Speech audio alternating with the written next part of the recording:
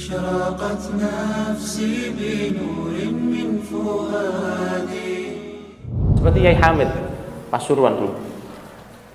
Satu ibu ngajak anaknya yang masih umur 9 tahun yang sakit diabetes. Waktu umur 9 tahun sudah beri cobaan kena sakit diabetes. Semoga diberi kesehatan oleh Allah. Datang digawa anaknya. Ayo ikut naga Yai Hamid. Sampai di Yai Hamid tanya, ada apa Bu? Ini Yai, anak saya ini sakit gula, diabetes. Saya perintahkan untuk tidak makan gula, tidak makan permen, tapi tidak bisa. Kalau sekolah dia selalu beli permen. Padahal saya kasih tahu bahwa kamu tuh sakit kalau makan permen. Maka Yai Hamid mengatakan, nggih, nanti bawa anak ini ke sini 3 hari lagi. Nggih Yai, pulang. Setelah 3 hari dibawa ke Yai Hamid, pikirnya mau dibuatkan satu ramuan, dibuatkan satu wirid, dibuatkan, tidak. Dibawa ke Yai Hamid, kemudian Yai Hamid mengatakan, sudah ya, jangan makan gula jangan makan permen, kasihan ibumu nggih Yai, beres. Tidak makan gula, nggak makan permen, nggak beli arbanat. Tahu arbanat ya?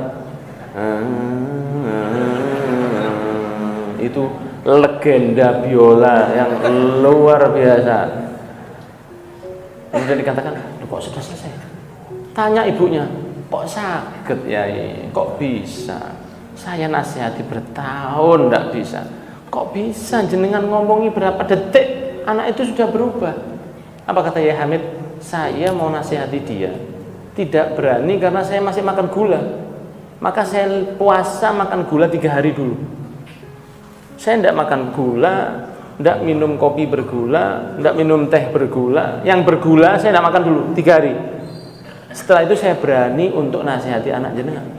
Lah bagaimana saya mau nasihati orang kalau saya sendiri masih melakukan? Padahal urusan gula bukan urusan ibadah Nah sekarang ini gak sholat ini. Ente gak sholat, gak wedi dosa. Apa dhewe gak sembahyang. Ya gak jadi guyu ta. Nah, seperti itu. Imam Hasan Al-Basri juga begitu. Mau memberi nasihat. Satu orang, berapa kumpulan budak datang ke Imam Hasan Al-Basri. Imam minta tolong jenengan nasihati para hadirin Jumat supaya mereka membebaskan perbudakan. Kita ini supaya dibebaskan sama mereka. Maka Imam Hasan Al-Basri mengatakan, insya Allah saya usahakan. Maka Jumat pertama tidak ada nasihat. Jumat kedua tidak ada nasihat. Jumat ketiga tidak ada nasihat. Jumat keempat baru nasihat. Hadirin sholat Jumat, hadirin sholat Jumat bukan sidang. Sidang apa? Jangan disidang. Hadirin sholat Jumat hadirin sholat Jumat yang dirahmati oleh Allah. Membebaskan budak adalah satu perintah yang sangat dianjurkan di dalam agama. Maka bebaskanlah budak-budak Anda, insya Allah Allah akan membebaskan Anda dari segala himpitan kehidupan di dunia dan di akhirat, dan kelak di akhirat Anda akan mendapatkan selesai. Pulang seluruh hadirin sholat Jumat membebaskan budaknya. Nah, ini paguyuban budak Irak, PBI, paguyuban budak Irak datang ke Imam Hasan Basri berterima kasih. Matur suwun Yai, matur suwun Yai. Kalau sekarang begitu. Matur suwun Imam, jazakallahu khair. Terima kasih karena Anda sudah menasihati para hadirin untuk membebaskan kita, dan sekarang kita sudah bebas. Semua perintah Allah lebih luas bagi kami setelah kami bebas. Maka kita ingin berterima kasih kepada antum dan semoga Allah memberi antum segala kebaikan. Amin. Cuma kita mau tanya, kenapa tidak dari awal minggu Anda langsung mengatakan kepada hadirin sholat Jumat supaya membebaskan kita? Kan kita bebasnya lebih awal. Kenapa harus nunggu 1 bulan? Imam Hasan Basri mengatakan apa? Bagaimana saya bisa nasihati orang sedangkan saya masih belum pernah melakukan apa yang akan saya nasihatkan? Maka saya ini mengumpulkan uang dulu, saya beli budak dulu. Dan budak itu harganya mahal. Saya mengumpulkan uang, saya beli budak, saya bebaskan, dan itu butuh waktu hampir 1 bulan untuk mengumpulkan uang itu. Setelah saya bebaskan, baru saya nasihati orang, sehingga nasihat saya langsung diterima oleh orang yang menyimak. Bahasanya halus, hatinya bersih, dan yang disampaikan adalah sesuatu yang menyampaikan juga aman dan lulus dari perintah tersebut, maka akan diberi berkah oleh Allah Subhanahu wa taala. Karena dia nasihat itu bukan bagaimana pinternya ngomong. Kalau pinter ngomong, orang banyak pinter ngomong. Orang pinter ngomong itu banyak, hadirin hadirat. Banyak orang, kadang-kadang ada beberapa ulama yang nasihatnya itu kalau didengar tidak jelas. Gus Fud dulu, ingat dengan Gus Fud. Eling Gus Fud, Tasik Madu. Gus Fud Tasik Madu itu kalau ngomong gak jelas. Tapi nasihatnya jadi. Karena keluarnya dari hati yang bersih. Imam Sayyidina Imam Syekh Abdul Qadir Al-Jailani radhiyallahu anhu. Syekh Abdul Qadir Al-Jailani begitu juga. Seorang ahli ibadah, malam beliau sholat sunnah 1000 rakaat dan ibadahnya luar biasa. Hadirin pengajiannya luar biasa banyak. Anaknya ingin memberi pengajian, anaknya ingin memberi mauidhah. Pamit ke ayahnya, ayah izinkan saya untuk memberi nasihat, karena saya ingin memberi nasihat kepada hadirin yang ada di pengajianmu. Dipersilakan oleh Syekh Abdul Qadir. Anaknya juga mengatakan bahwa saya insya Allah akan memberi nasihat yang baik. Saya akan bawa ayat, saya bawa hadis, saya bawa syair, saya bawa ilmu, saya bawa hal-hal yang perlu supaya hadirin ini mungkin monggo. Ceramah, Assalamualaikum warahmatullahi wabarakatuh. Ceramah. Hadirin yang ono sing tidur. Hadirin ono sing itu kan wajah-wajah gak ngerti ya. Ono sing ipas-ipas. Delok dukur. Nah, itu berarti tandanya pengajiannya sudah mulai, yang mendengarkan mulai jenuh. Ada yang delok jam. Pengajian anak delok jam ini bahaya ya. Kode kan. Yang di belakang ada begini. Amin amin. Nah, itu berarti pengajiannya sudah terlalu jenuh hadirinnya. Setelah ceramah, mereka biasa saja. Sampai ada yang hadirin yang ngomong, ini ceramah apa ini? Mereka mengharap segera Syekh Abdul Qadir aja yang ceramah. Padahal ceramahnya baiknya luar biasa. Setelah selesai anaknya, Syekh Abdul Qadir mulai ceramah. Dan Syekh Abdul Qadir itu tidak sefasih anaknya.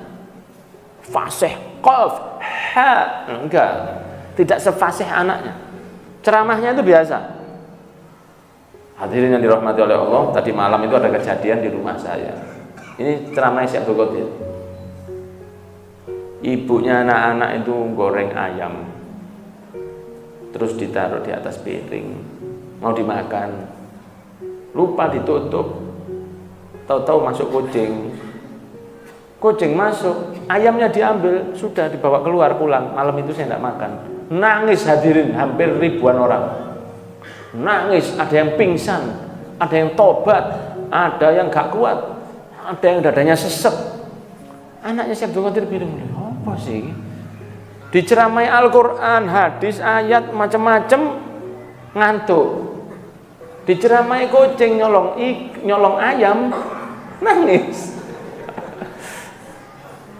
Maka putranya Syekh Abdul Qadir ini penasaran. Hadirin yang tampaknya luar biasa terkena dampak dari ceramahnya Syekh Abdul Qadir itu ditanya, pas. Saya tanya sama jenengan ya. Jenengan tadi kan dinasihati ayah saya masalah the story of a cat steal the fried chicken, kan gitu. Kucing nyolong ayam goreng. Kucing nyolong ayam goreng. Lah kok jenengan nangis itu kenapa? Kayak iso ngomong. Anda tidak ngerti ya. Loh, dia tidak ngerti memang ya apa? Tak kasih ayat, tak kasih hadis, tak kasih syair, saya kasih ceramah yang baik, ilmu. Anda biasa diberi kucing nyolong ayam, nangis. Gini loh mas, pengertian kita itu beda. Loh, beda gimana? Waktu ayah Anda bercerita tentang ayam dicuri kucing, itu yang kita bayangkan itu adalah iman.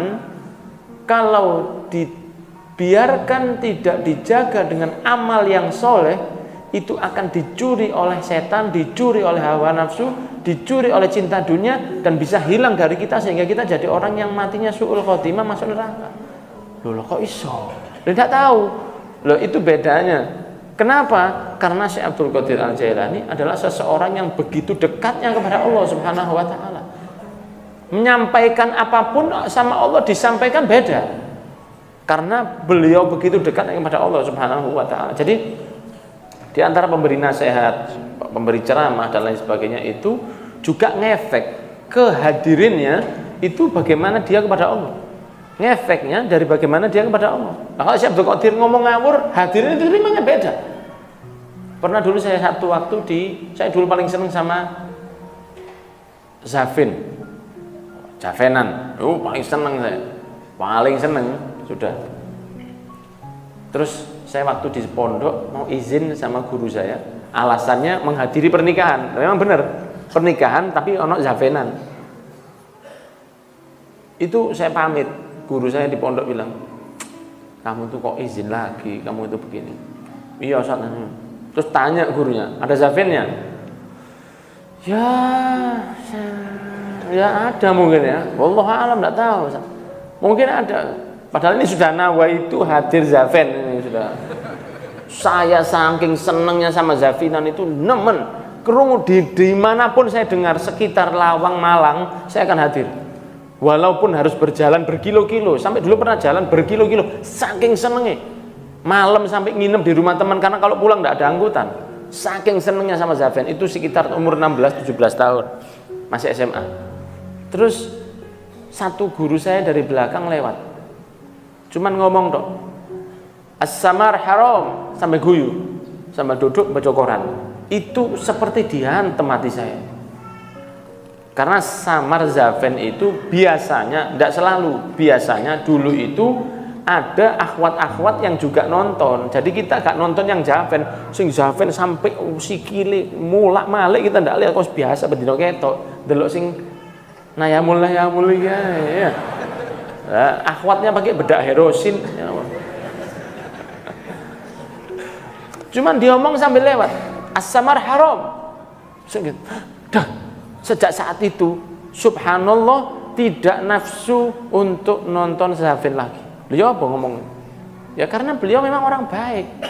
Guru di pondok saya dulu di Darut Tauhid. Cuman ngomong, nggak pakai ya Muhammad. Inti sebaiknya jangan samar haram sama guyon. Karena guru itu sama saya dekat sekali. Sejak saat itu saya berhenti. Loh ada yang seperti itu. Nah, tapi perlu juga dari rasa tidak ingin meremehkan yang dinasehati. Kalau yang dinasehati itu dirasa bahwa ini ahli neraka, saya mau menyelamatkan kalian, wah, ya gak diterima. Akan jauh panggang dari api. Wallahu a'lam bishawab.